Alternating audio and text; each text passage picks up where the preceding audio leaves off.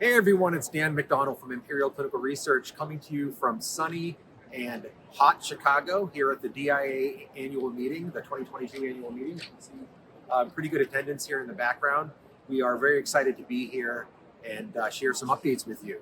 And one of the things that was sort of surprising as we walked the exhibit halls and really went to a lot of the different sessions and presentations is the absolute grip that technology now has on this industry, from the vendors that are here displaying their capabilities to the topics.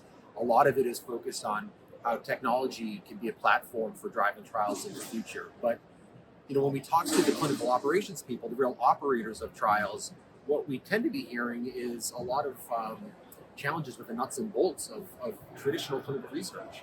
Yeah, you're right, absolutely. And we are seeing innovation and technology play a really huge part in this conference this year.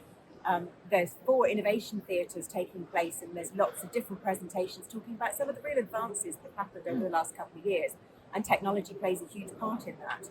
But what's been really obvious within all of those sessions is there's a common theme that a lot of the advances have been sort of held back, if you like, because they're infancy.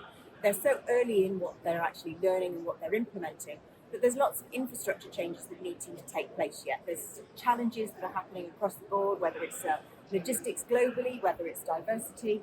And we're really noticing that there's a long way to go. It's going to be really interesting to see what happens with lots of these innovative ideas.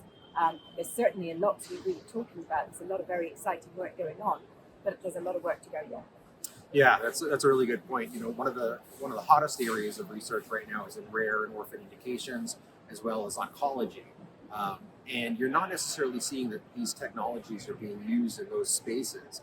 They're being used in vaccine trials, they're being used in broad-based chronic illness trials. But when it comes to reaching patients in the oncology space or the rare and orphan space, it's a lot of really grassroots stuff, and it's a lot of community outreach and things like that. So a number of areas that we support here at Imperial Clinical Research. Would love to hear from you about your challenges, talk about things we might be able to do to support you.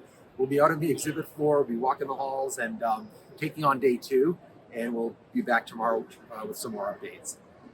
See you from DIA. Thanks.